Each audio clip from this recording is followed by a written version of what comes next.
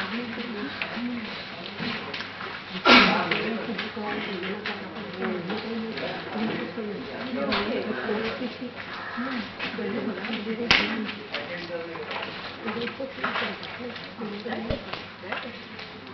my set of lectures, I will try to present to you some useful mathematical methods which are relevant in many areas of physics. I had originally suggested a set of 10 possible topics to Professor Anuradha Mishra, and she selected 8 out of the 10, no, 7 out of the 10. Now it seems to me even that subset 7 I may not be able to cover fully, but my feeling is that whatever I do, if I do it reasonably well, the rest you can try and pick up on your own. I also want to say, in comparison to Professor Mani's lecture which was given just now, in my lecture there will be rather few derivations, not many. Mainly it will be an introduction to some geometric ideas, algebraic ideas, concepts of good importance, valuable concepts, and analyzing the relationships between these concepts. So you will see a series of definitions. My feeling is that you are familiar with much of this already, and these lectures will make your ideas settle down better. I have given a large set of examples which were made up by students the last time I gave these lectures 3.5 years ago. I think the problem sets are with Anuradha. She will probably give them to you. So the first topic that I want to introduce to you is the topic. Now, my physical resources are very limited. I get tired rather quickly, so I will use a lot of shorthand notation, linear vector spaces, and I will describe some of the important ideas here, operators, inner products, and so on.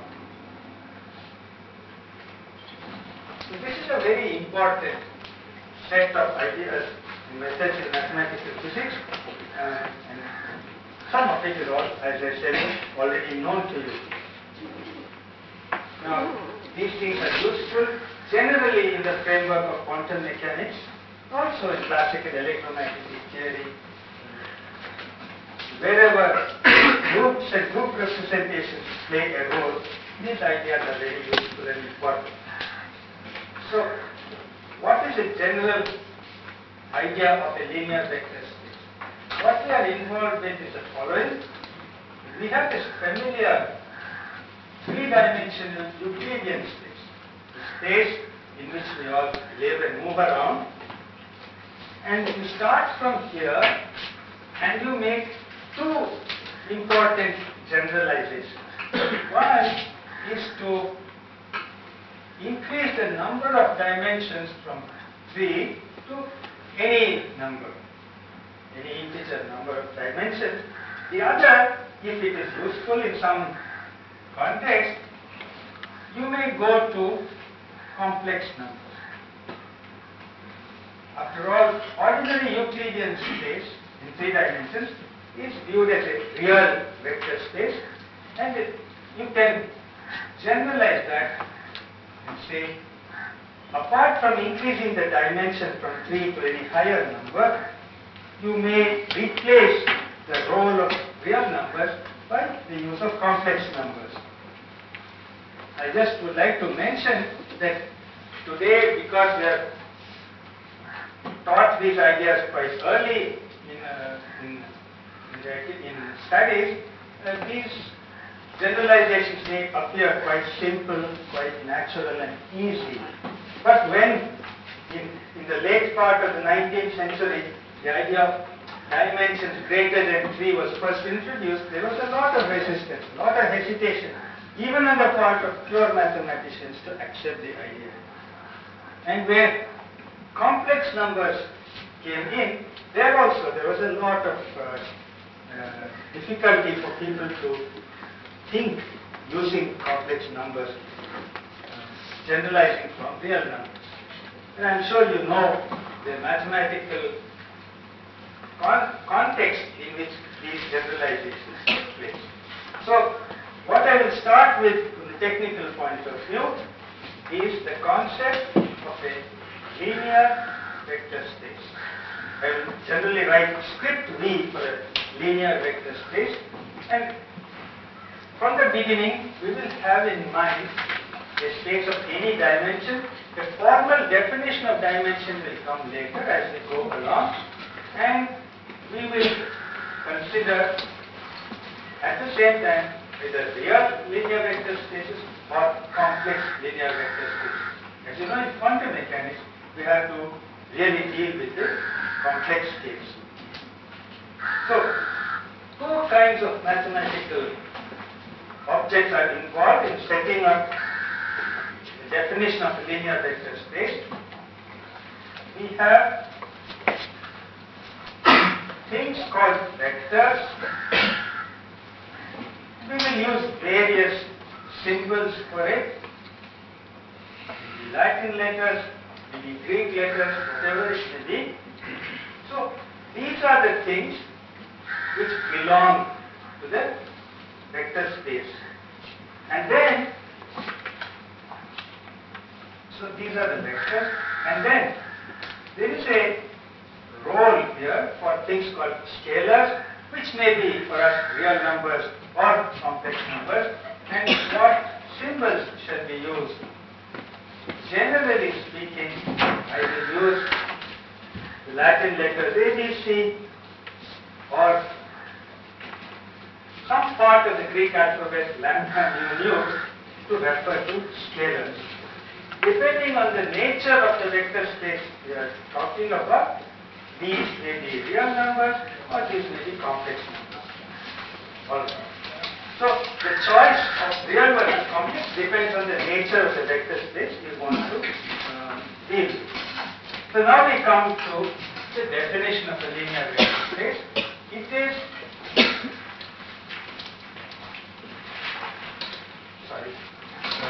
is based on certain operations with vectors and with scalars. What are the basic operations involved in the definition of a linear vector space? I'll just list them.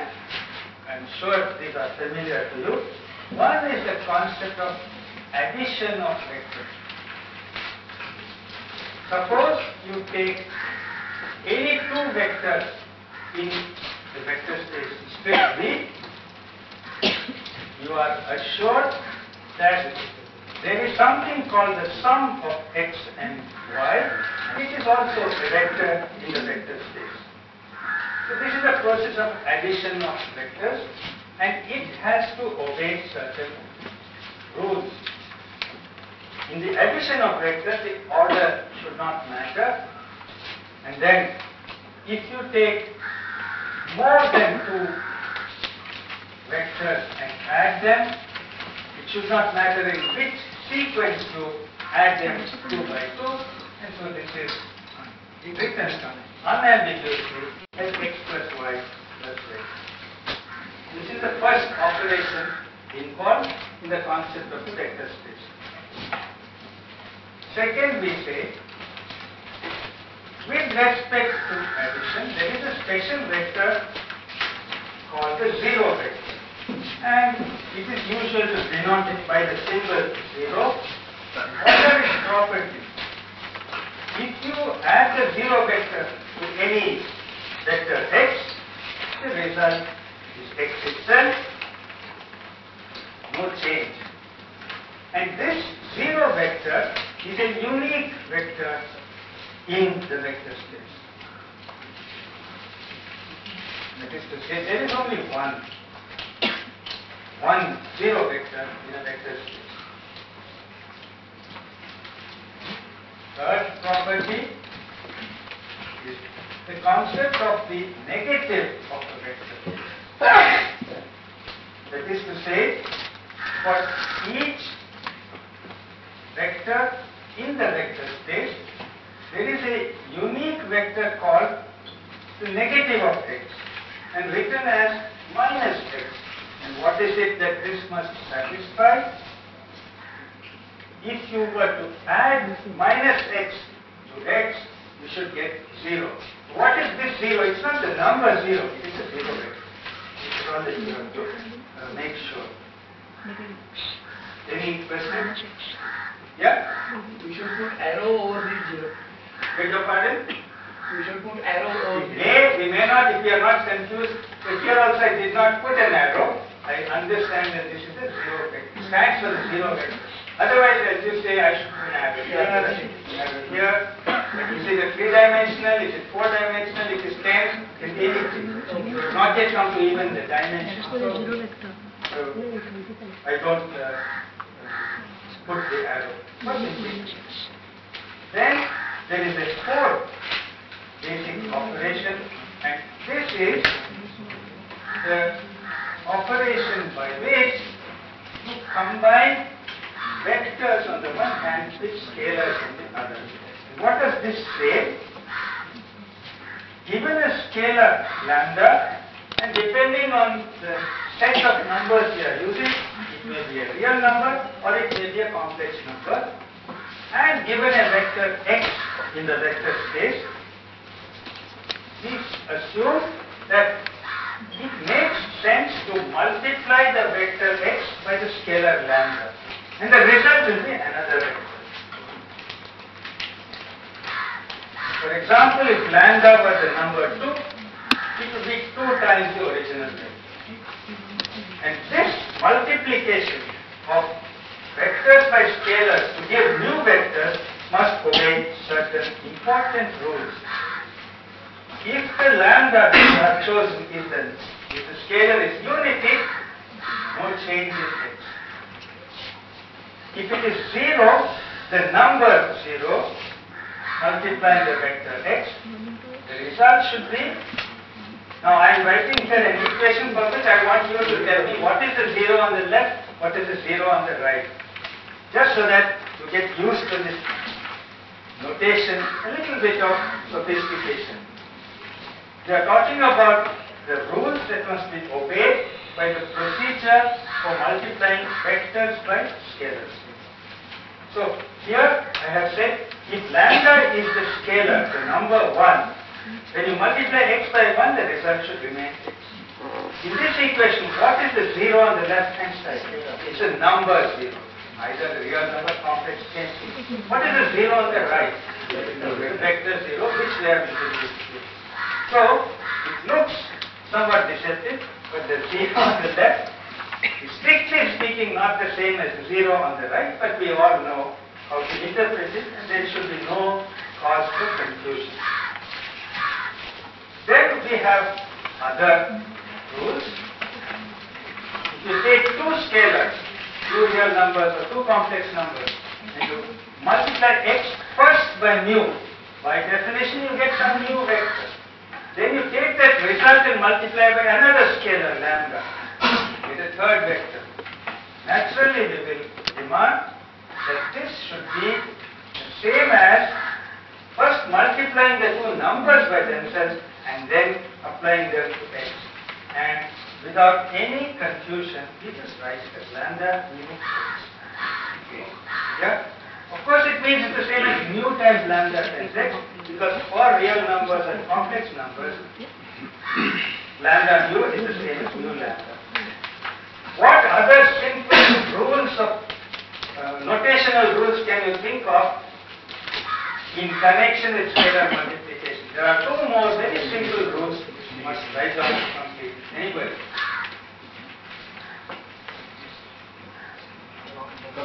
Huh? Lambda times x plus y.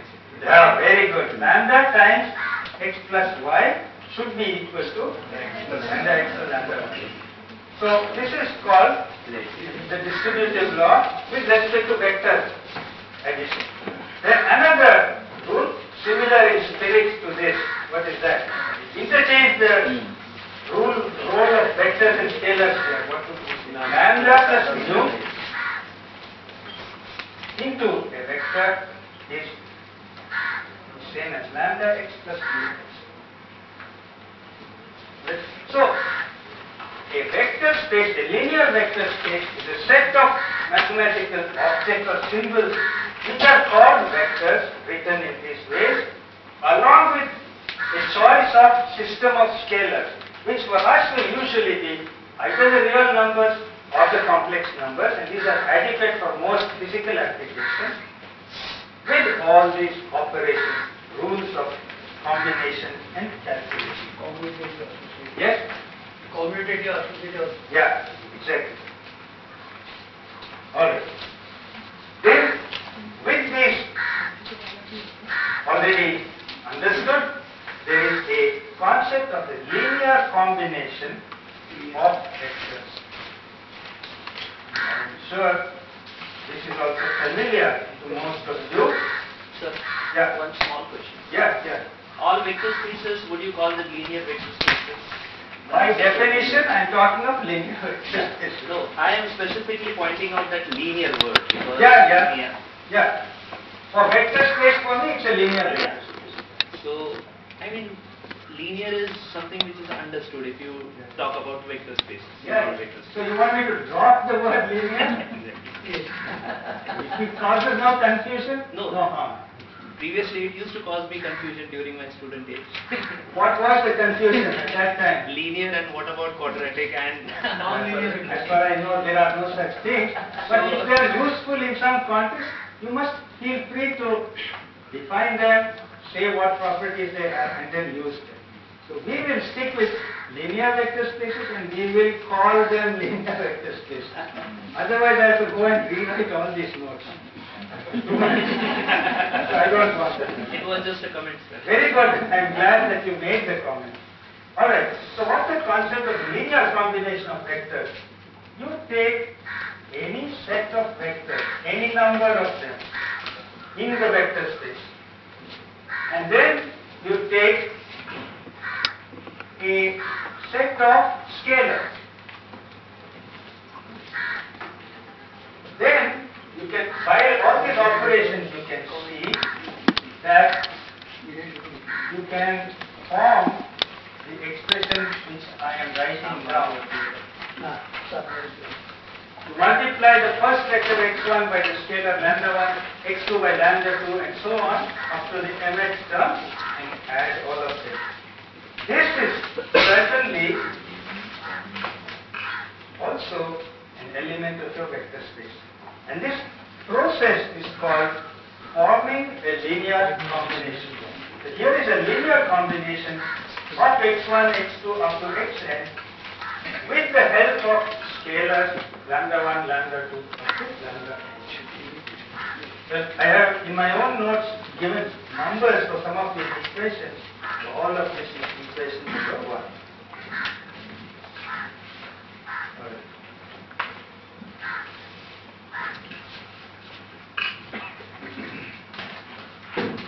So, if we have real numbers as our scalars, then we will say we are dealing with a real vector space.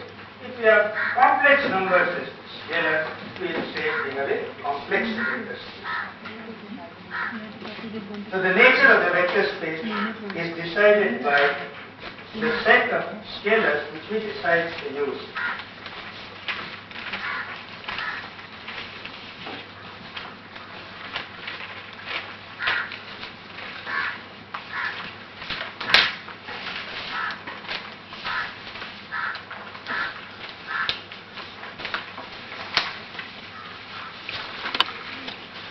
As I said in the beginning, there will be many definitions, many concepts which are useful, and I will go on introducing them. And most of the time I feel you will recognize these things. They are things that you have seen in some context or the other.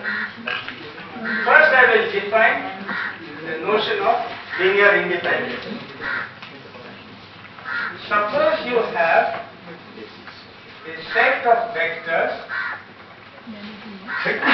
x1, x2 up to xm, and we specifically assume each of these is non-zero. none of them is a zero vector. Then we now consider the following linear combination. Lambda 1 x1 plus lambda 2 x2 up to lambda m xm. Now we say if a linear combination vanishes, that is it is a zero vector, only when all the lambdas vanish, 2 equal to 0 and lambda m equal to 0, then of course the left hand side is 0. So linear independence means that is the only condition under which the combination is 0. If the vanishing of the combination takes place only when individual coefficients are 0, then we say this is a linearly independent set. Now can one of you tell me, in this definition, why did I have to say from the beginning that every one of the x's must be non-zero? What is the reason for that? Because the product will be, each product will be, one product will be null vector.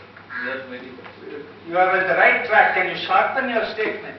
Some of them could Suppose be I had chosen a set of vectors in which, let us say, x2 is actually the zero vector. Huh? Would I be able to make this kind of statement? No. Why? Why are they not independent? It's a trivial case. Huh? Zero vector is a trivial case.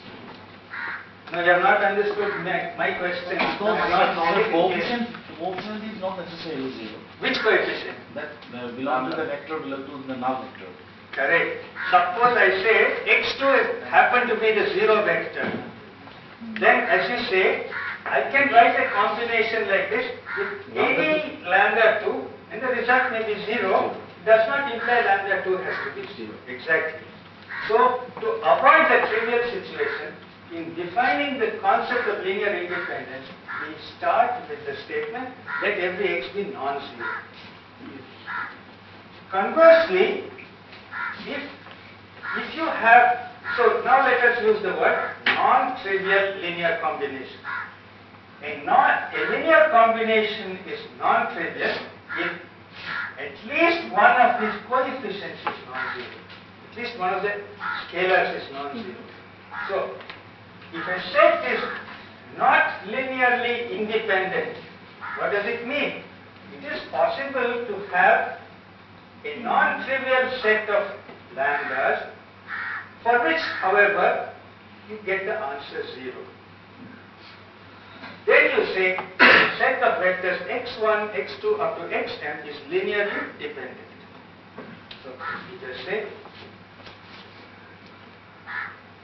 otherwise x1, x2, xn are linearly dependent. Okay? So that's the other situation which can arise. If these are non-zero, these numbers are non-zero. If it is possible to choose a non-trivial set of lambdas, what does non-trivial set mean? At least one of the lambdas is non-zero. The trivial choice corresponds to every lambda equal to 0. So we say, if there is a non-trivial choice for the lambdas, which however makes the combination 0, then we say the vectors are dependent. They are linearly dependent. Huh? And so it means, see, at least one of the lambdas is non-zero in the dependent case, right? It went from Jorhat.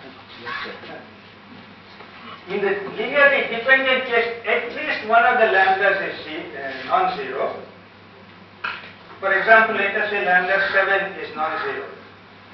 Then it means that you can divide the left-hand side by lambda 7, non-zero. So what will be the result? x7 will appear as a linear combination of x1, x2, x6, x8 and so on. So that is the case when linear dependence, which means you have a set of vectors, but at least in one way, one of them is expressible in terms of numbers. Linearly independent means this can never be done. So again I repeat, I know that you know these notions, but I'm just going over it for clarity.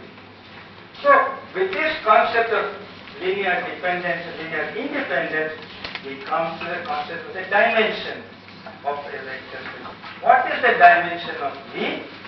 It is equal, it is generally denoted by the Latin lowercase letter n, and this is the maximum number of linearly independent vectors we can choose.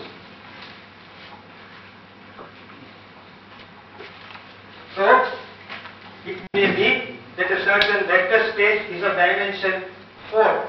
What does it mean? It is possible to choose a set of 4 vectors which are linearly independent. But suppose in that case you try to choose 5 vectors, you must fail. Otherwise you would have said the dimension is 5. So the other way of interpreting dimension is the following, entirely equivalent to this. We can say there exist sets of n linearly independent vectors, but any choice of n plus 1 vectors, or n plus 2 or n plus 3, etc., will be linearly dependent. It is a dimension is the maximum number of independent vectors which you are able to choose.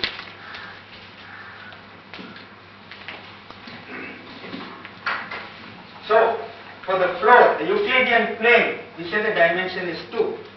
It means you are able to choose 2 vectors which are independent. It is enough that they are non-zero and point in different directions. But if you choose 3 vectors in the plane, they are definitely linearly dependent. So the entire problem which Professor Mani described, the Earth, the Jupiter, the Sun and the satellite all in the 2-dimensional plane, dimension being 2 means 3 or more vectors in the plane are dependent on one another. There are not enough different directions to point in. So this is the concept of dimension, and sometimes we will talk of infinite dimensions. V is infinite dimensional means the following. Well, can you guess in terms of what I have written up to here, what should we understand by the statement that a certain vector space is infinite dimensional? I will give a lot of examples, if not today, the next lecture, tomorrow. Can you guess how we would set up this idea? Dimension being infinite. It's non-linear system. Changing the orientations. Huh? Changing the dimensions continuously. No. See, dimension cannot change continuously because at least with finite, when we use this word infinite, it's always confused with infinite. For finite dimension, the dimension could only be one integer or another integer, so it can't change in a continuous way. So, what do we mean when we say that the dimension of the certain vector space is infinite? It means give me any finite number n, maybe 100, maybe 1000, maybe 10 million, I can find that number of independent vectors. There is no upper limit to the number of independent vectors in the space.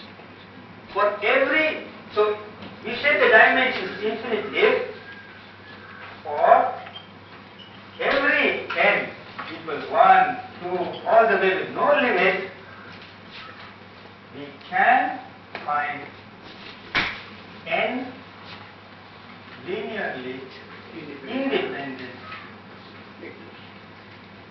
Okay.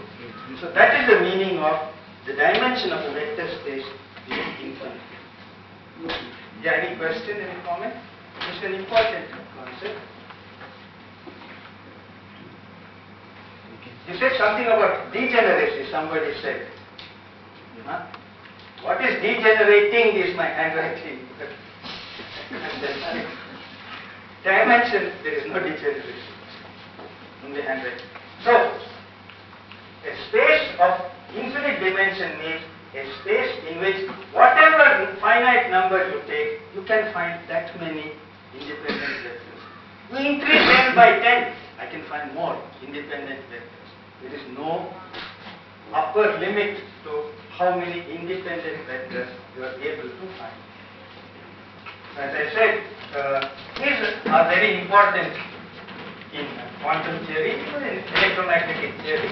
So we will look at some very subtle features of infinite dimension later lectures.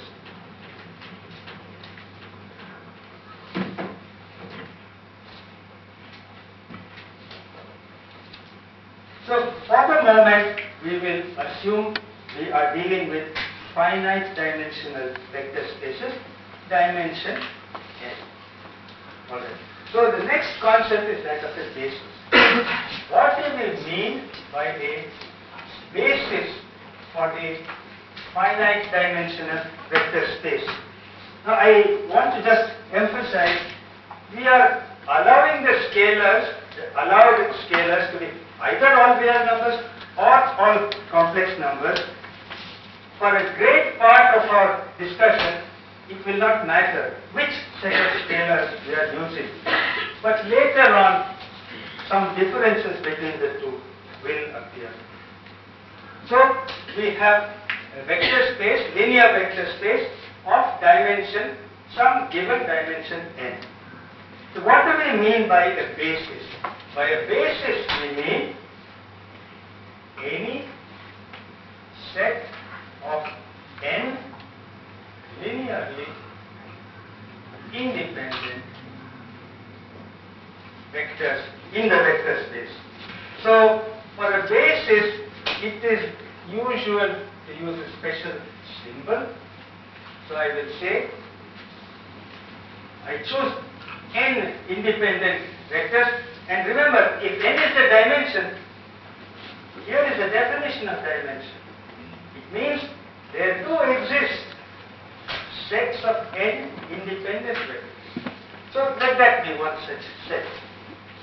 So I will also write it in index notation as E subscript j, and it will be understood that j runs from 1 to n. So, can you prove the following? For any vector x in the vector space, if I have a basis, it can be written uniquely in this form, where repeated index is to be summed over. J takes the values 1, 2, 3 up to n. So this is a sum of n terms. x1, e1 plus x2, e2 plus up to xn, en. And the statement is, this is uniquely expressible in this form. That is, given the vector x, the coefficients, the scalars x1, x2 up to xn are unique for a given x. There is no ambiguity. And these xj are given a special name. Of course, they are scalars. If we have a real vector space, the x's have to be real numbers. If it's a complex vector space, they may be complex numbers. And these are called components of x in the basis Ej.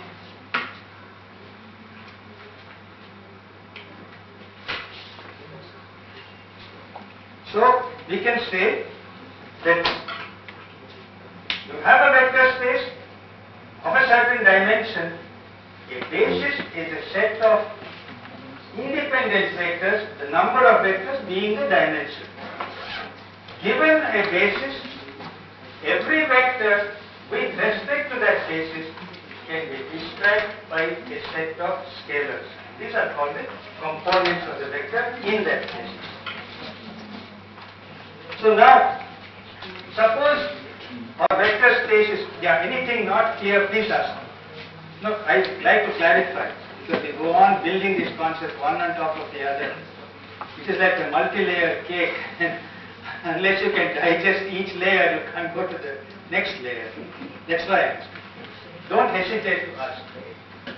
So, if the vector space V is a real vector space, the components of every vector by definition have to be real numbers. Suppose your vector space is a complex vector space. Will you insist that the components of vectors must always be complex numbers? What will you say? Yeah. Components are scalars. Scalar. Suppose my vector space is a complex vector space. What does it mean? The scalars for that vector space are the set of all complex numbers. In that case, if I give you a vector x, will you say its components in some basis must be complex numbers? I want you to be very careful. May be complex numbers. Because real numbers are a part of complex numbers. They are a subset of complex numbers.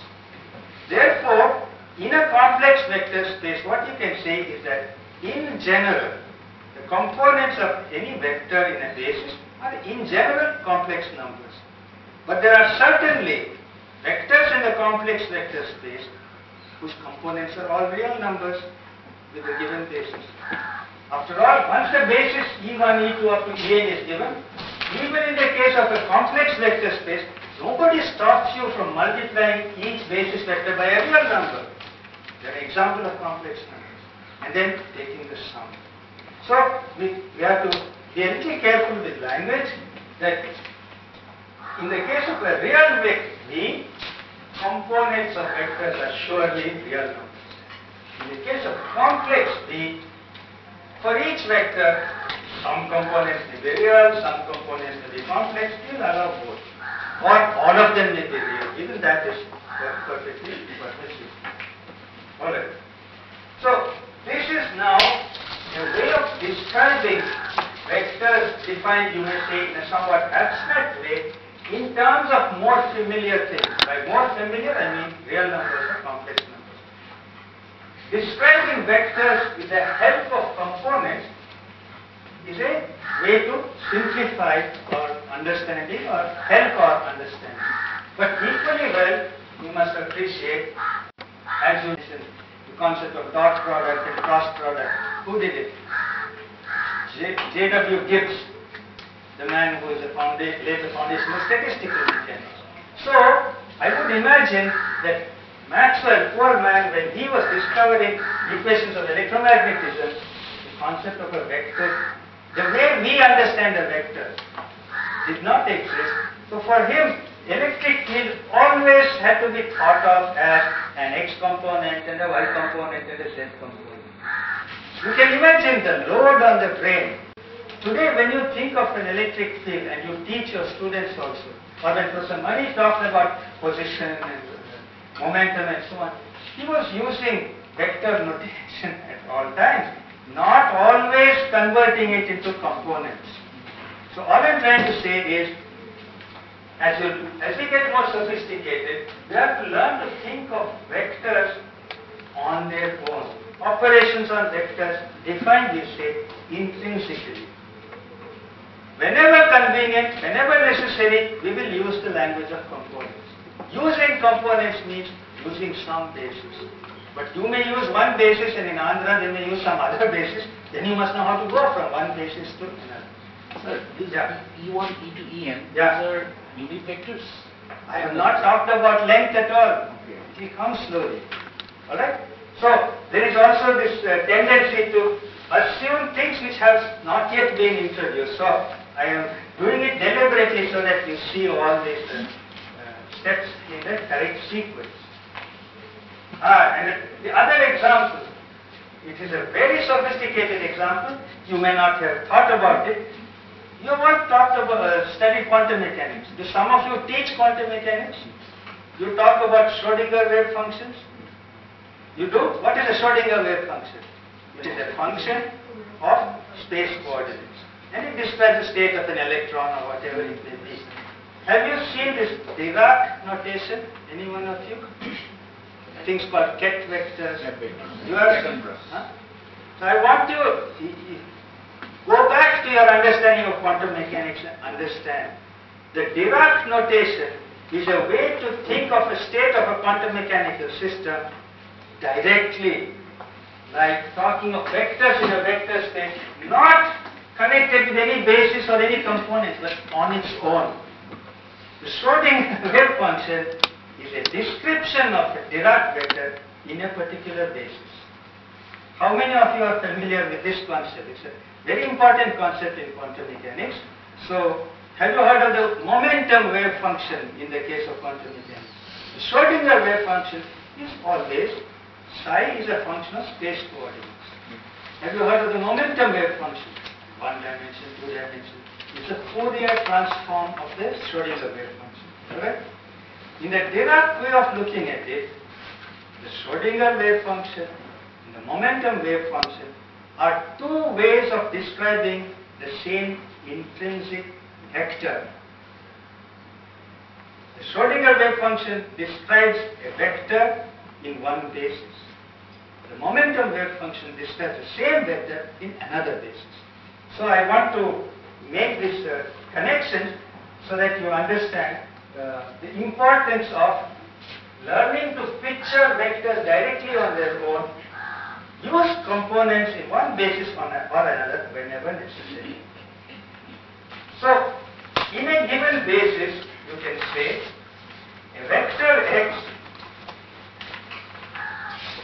can be pictured as a column vector, and I will write it as a row vector with a transpose symbol.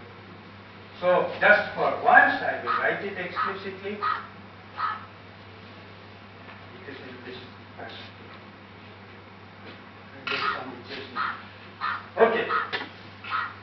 So, in this coordinate description, adding two vectors, adding x and y, will mean adding the components. Simple. x1 plus y1, x2 plus y2, and so on. Multiplying a vector by a scalar lambda, what will it mean? Multiplying every component by lambda. So these are very simple operations. Now comes the important concept of change of basis. The vector space is given, the dimension is given, it is some finite number. Here is what I have defined as a basis. Any set of n linearly independent vectors. So, suppose I have a set of basis vectors E, Ej. Suppose I have another set of basis vectors. So, I imagine taking one basis and going from there to a different basis. This is called a change of basis. So, what does it mean? I had one set of n linearly independent vectors. In their place, I choose some other n linearly independent vectors. So, how is this change of basis to be described?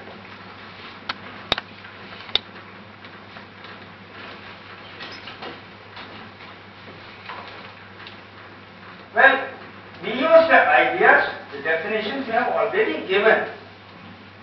And it is the following. If the E's are a basis, definitely every E prime can be written as a linear combination of the E's. Why? Because this is a basis. So, we will introduce a certain notation for that. We will say, that's not an equal sign, this is a colon.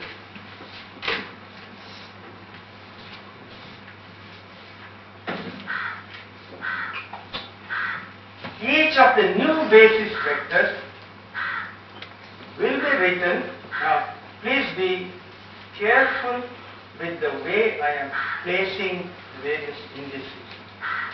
I will write each of the new basis vectors, E1 prime, E2 prime, and so on, as a linear combination of the old basis vectors. This can always be done. Why? Because the E's are a basis. So, any vector in the vector space is expressible as a combination of the E's. So, I apply that principle to each of the E primes. And I give a certain notation for the coefficients which occur in this combination.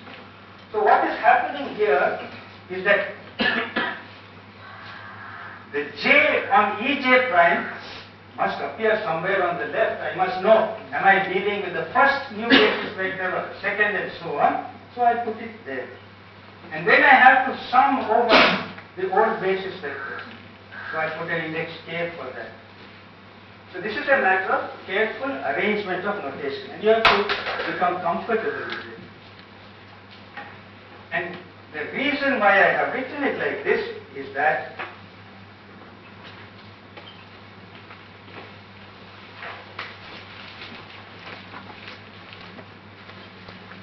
given two bases, the E basis and the E prime basis, take the vectors of the new basis, every one of them can be written as a linear combination of the old basis.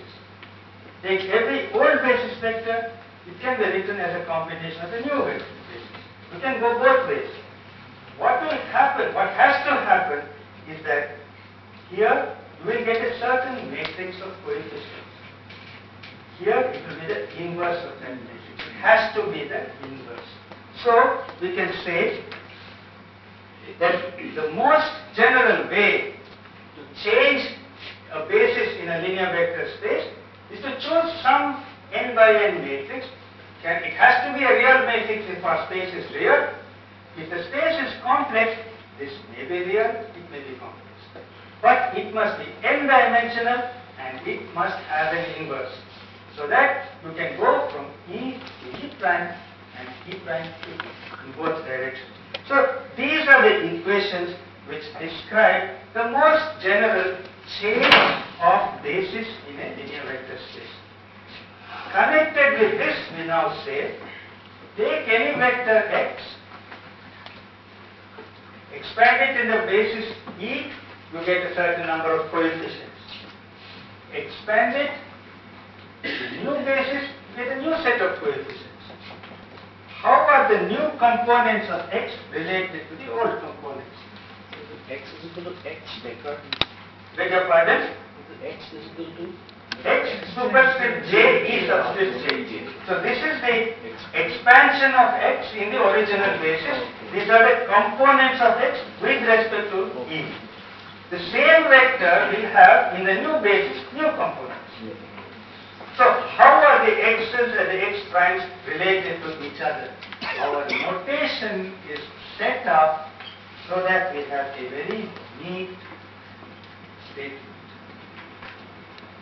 The matrix S shows you how to go from the old components of x to the new components of x. So you can say that vectors, you must, as I said, you must learn to think of vectors and operations with vectors intrinsically. If you have to use a description using components made up of numbers, you must know how this description changes if you change the basis. And now I go back to quantum mechanics. You can see. What does happen is the concept of x as a vector on its own is captured by the Dirac-Ket vector function. You may have a Schrodinger wave function, that will be one description of the Dirac-Ket. You may have a momentum wave function, that will be another description of the same ket. And you may have millions of other descriptions. So this idea is very useful in so many contexts. Alright. Now, so we know how to make a change of basis in a vector space. Now suppose you imagine two changes. This is something which leads to a very useful function. We have just seen that every change of basis in a vector space corresponds to some n by n real or complex matrix which is not singular. It is determinate, it is not zero. So suppose you have made change from one basis E to E prime, and then you are restless and you make one more change of basis, you put it to E double prime. Then I want you to convince yourself the combination going directly from the first to the third basis is achieved by the matrix S prime S. Sequential changes of basis correspond to multiplying the matrices in that same sequence. I want you to convince yourself, if you want to express the initial in terms of the last and final basis vectors, this is what will happen. Similarly, you can say changing components, the first and the third are related by, again, the matrix elements of product S prime S. So, this is the reason, here is the reason why I have described the composition of these matrices. It turns out many of the ideas of a group are contained in this discussion. One of my topics is the concept of a group and representations of a group. So we see that if you go from one basis in a vector space to another basis, it is described by a matrix. If you want to come back, what matrix will you use? Inverse matrix. If you want to make two-step changes, what do? Multiply the matrices, compose the matrices.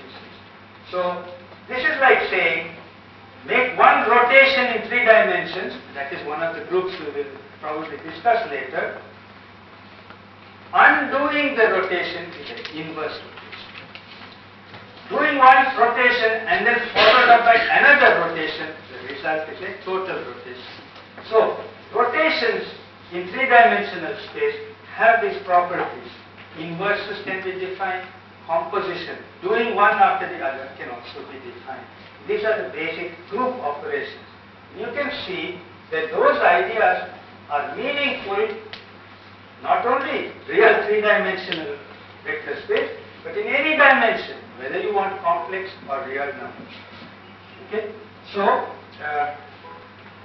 I thought, well, there is a name for the set of all matrices of this kind, but I think I will not mention it today.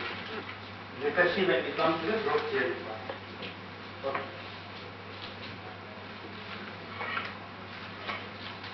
Subspace, next set of concepts, direct sum, dual.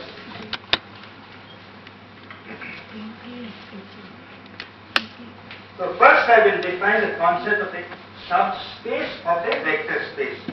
What is a subspace?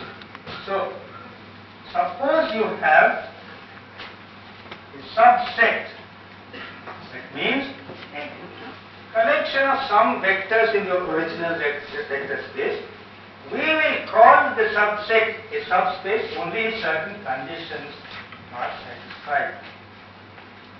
The subset V1 is said to be a subspace of V. Well, I think the notation is if and only if. Take any 2 vectors in that subset, take any 2 scalars lambda and mu, it must follow that lambda x plus mu y is also in that subset. That means that you have a subset, it will be a subspace if all by itself it has all the properties of a linear vector space. What are the basic properties of linear vector space? Multiplication of vectors by scalars, addition of vectors. These are only 2 properties. So, a subspace of a vector space is a subset in which scalar multiplication and addition does not take you outside. So, for example, in 3-dimensional Euclidean space, the xy plane is a 2-dimensional subspace. So, we can say that a subspace goes into itself under addition of vectors and under multiplication by scalars. So, it follows that if you have a subspace, the zero vector of V must certainly also belong to V1. Because if it is a vector space on its own, it must have the zero vector and it has to be the same. And suppose you have a vector in the subspace, its negative must also be there. Okay? So, zero vector and negatives of vectors are already there inside any subspace. Okay. So this much if you have grasped, I now give you an interesting exercise.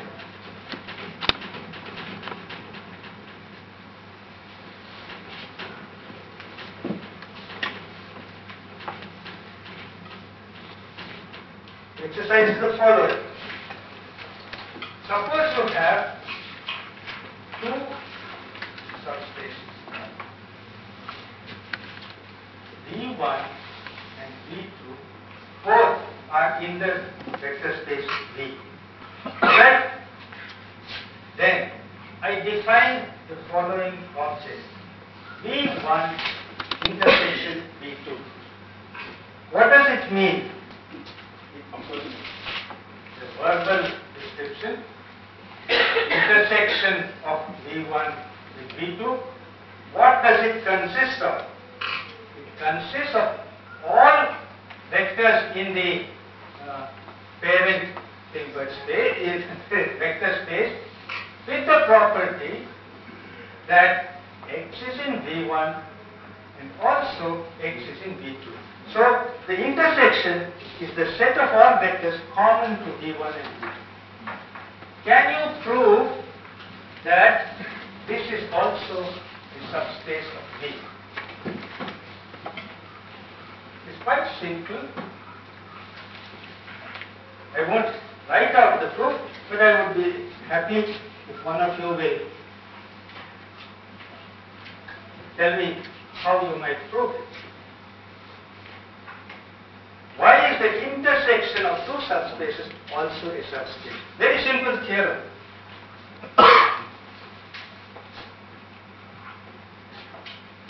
Suppose I take vectors x and y in the intersection, and I take scalars lambda and mu. What can I say about lambda x plus mu y? X and y are in V1. V1 is a subspace. So what do I know about lambda x plus mu y? It's in V1. Right? Okay. Now x and y are also in V2. V2 is a subspace. So lambda x plus mu y is also in V2. Yes. So lambda x plus mu y is both in V1 and in V2. So it is in the intersection. Yeah. So take vectors in the intersection, multiply them, throw any scalars you want, add, you'll still be in the intersection. So it's a nice little result, isn't it? Huh? So now, in three-dimensional Euclidean space, every two-dimensional subspace is a plane to the origin. That you can easily visualize.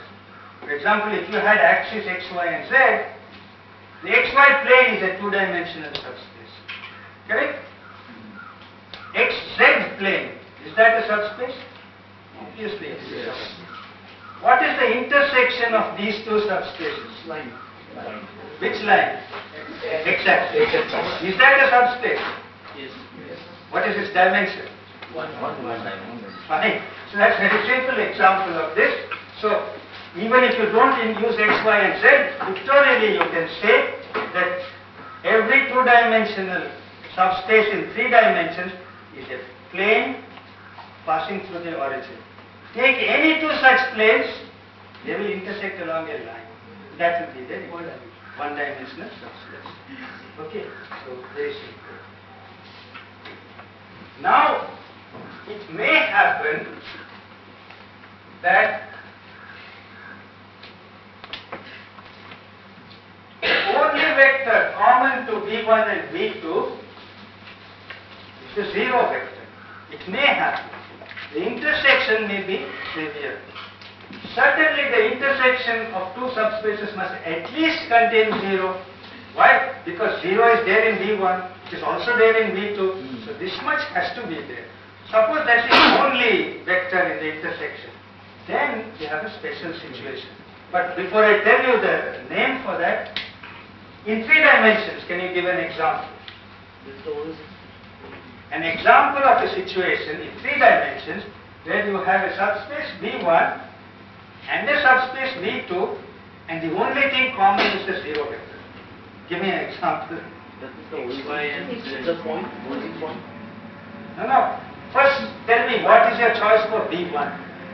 Choose some subspace V1. Huh? XY plane. Alright, that's 2 dimensions. Choose V2. Z-axis. Z-axis. Dimension 1. Z-axis. The only thing common is the 0 vector. If that happens, then we have a special situation.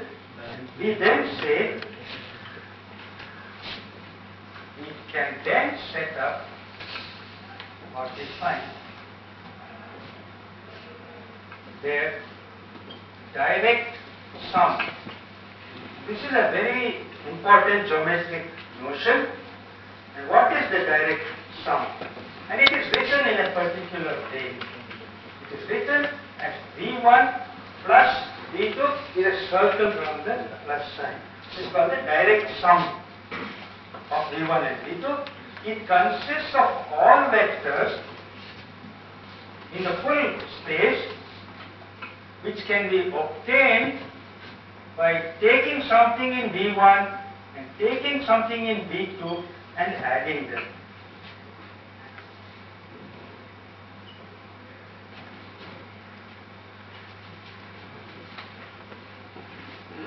So, let me repeat.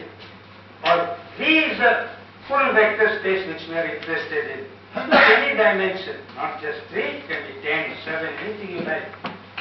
If you have subspaces of V, V1 and V2, such that the only thing they have common is the 0 vector, then one can define something called the direct sum. It consists of all the vectors in the full vector space which are obtained by taking something in V1, something in V2 and adding. This addition is as defined in V. So the set of all x's you get in this way will be called the direct sum V1 plus V2. That will also be a subspace in V. Alright? So again, now give me a simple example in 3 dimensions.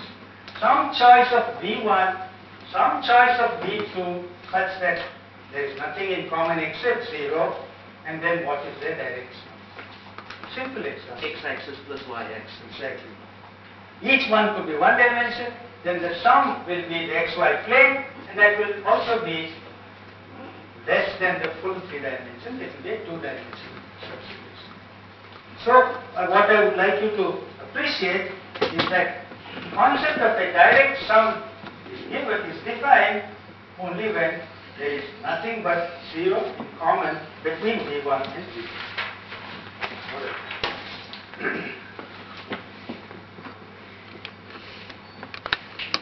Now here is a fact.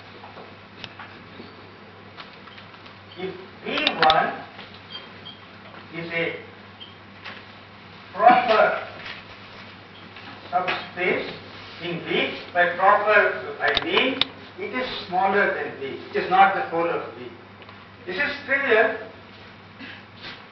When we talk of subspaces of a vector space, of course the 0 vector by itself is always a subspace. But we say it's a trivial subspace. The full vector space can also be legally defined to be a subspace. But again it is not useful, we call it also trivial. So, if it is a proper subspace, that is, it is not trivial, it is somewhere between 0 and the full space, then we can always find another subspace V2 such that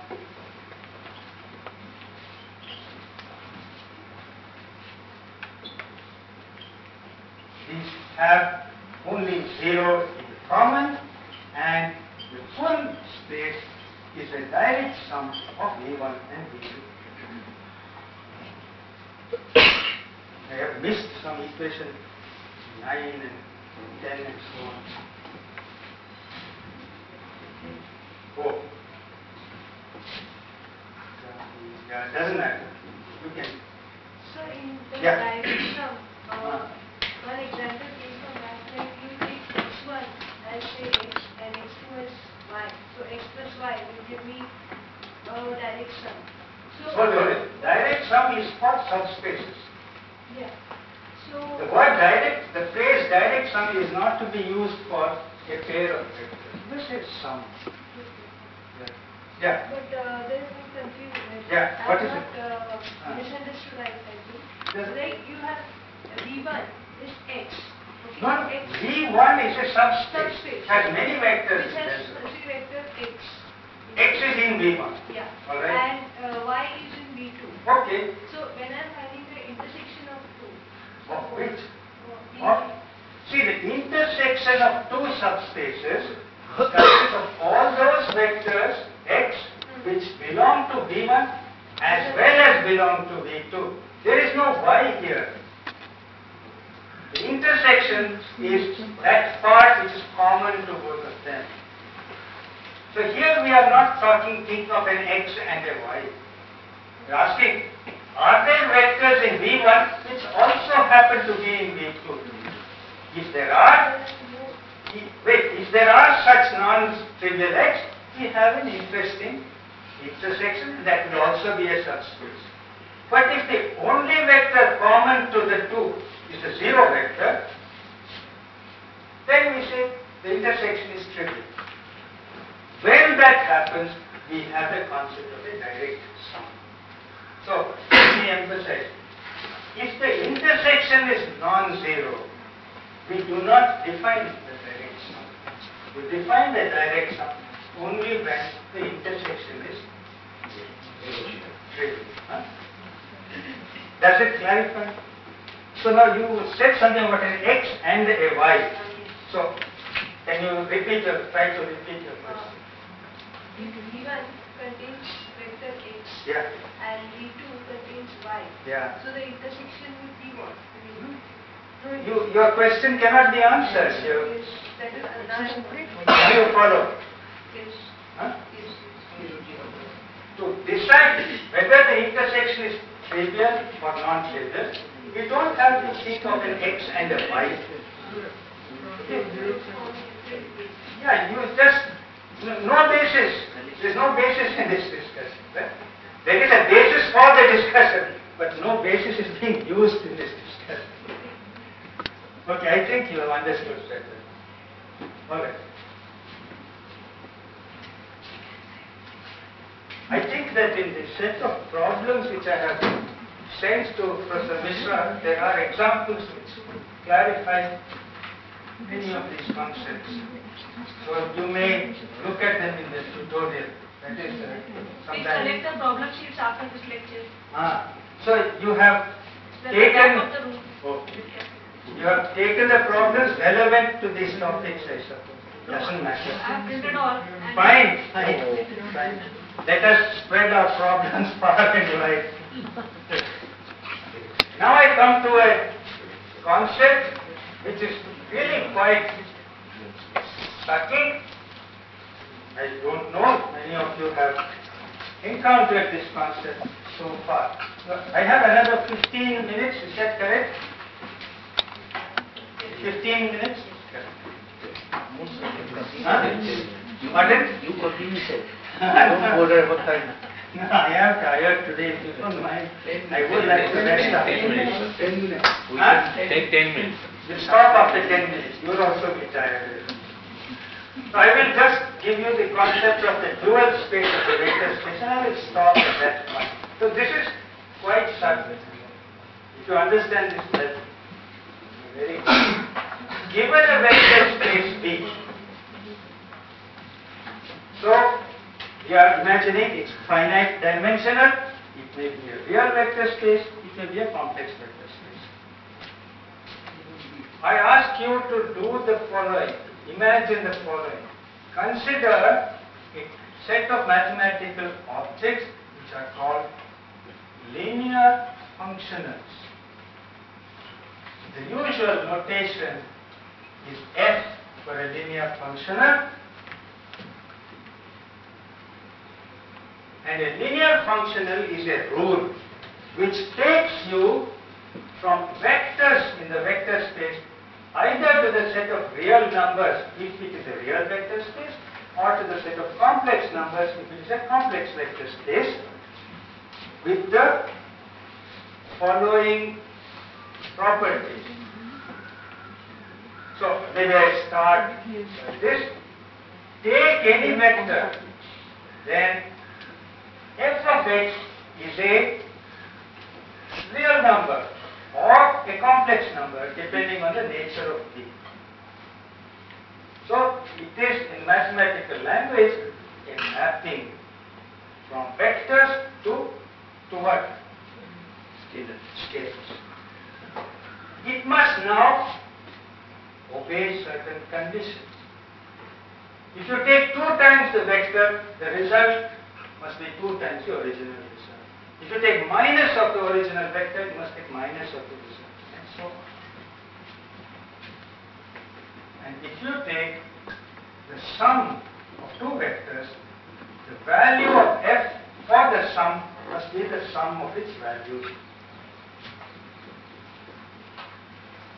So, such an object, such a rule, taking you from vectors to scalars, which may be real numbers or complex numbers, is called a linear functional. It is a linear functional on the vector space V. Okay, that's the word.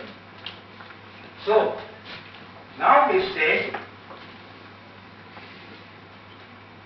the dual space V star, V tilde, this is a notation which is commonly used. We say this V tilde is the space dual to V. That's the definition. Equals set all linear functions f which are mapped from V to scalars, real or complex numbers. So, this is, as I said, quite a subtle concept. It's not complicated, but it is subtle. So, there is a difference between the two. By saying that it is not complicated, I mean that to understand the properties of this idea, it involves simple calculations. But the concept itself is non-trivial. We say that the dual to a given vector space is another vector space. It is denoted by V with a tilde. What are things that belong to the dual vector space? They are all such quantities there. Every linear functional from V to scalar is to be regarded as belonging to another vector space. Now, how do we know that this is a vector space? Here are the rules. For this to be a vector space, you take one element of it, you must be able to multiply it by a scalar. Take 2 elements, you must be able to add. These are the 2 operations which, if they are well defined and obey all the rules, will tell you you are dealing with a vector space. That is clear, huh? So, first question. If f is a linear functional, we want to be able to multiply the linear functional by a scalar, and the result should be another linear functional. So, this is very simple. Let lambda be a scalar, real or complex as the case may be. I want to define lambda multiplying f as a linear function. Sorry. So f is already in the dual. Lambda f, but this is very trivial. It is defined to be lambda the scalar multiplying f of x, which is also a scalar. So this is just a product of two real numbers, a product of two complex numbers. And then I take f1 and f2, two linear functionals, and I tell you the result of adding them is for each x taking the sum of f1x and f2x. So these very elementary definitions, I think you will have to go through this a little bit on your own, or discuss among yourselves. You will appreciate that you have given by these equations a vector space structure to the dual vectors, to the set of linear functions. Now, I first learnt about it 50-55 years ago when I was reading Hermann Weyl's book, Group Theory and Quantum Mechanics. When you read Dirac, if you read Dirac's book on quantum mechanics, you will find there is a place where he introduces Ket vectors. And then he introduces the other thing called Bra vectors. What are they? Dual properties. The idea is that you take a vector from one space and an object from its dual, the two together define a scalar. F belongs to the dual space, x belongs to the original space, f of x is a number, real or complex. It's exactly what happens in the Dirac formulation with the two kinds of brackets. It's a duality operation which is basic. And in terms of matrices, you can imagine very easily, if you think of column vectors of a certain dimension as elements of the vector space, row matrices would be the two. Column vectors belong to V, row vectors belong to the dual. And you take a row vector and a column vector, put them in the right mutual positions, it is like running a zipper, and it will give you a number. Of course, you can take a column and put a row on the right hand side. Then what will you get? Not a number. What will you get? Another square matrix. Square matrix. With every element here, multiplying every element here, put in a certain place. N by N. N by N, exactly. So, the duality is the other kind of thing. Vectors, think of them as columns. Duals, think of them as rows. The row vectors are vectors of their own. They belong to their own vector space. So that is why we give it a special name. We call it the dual to the original vector space. So I will finish today with the following problem for you.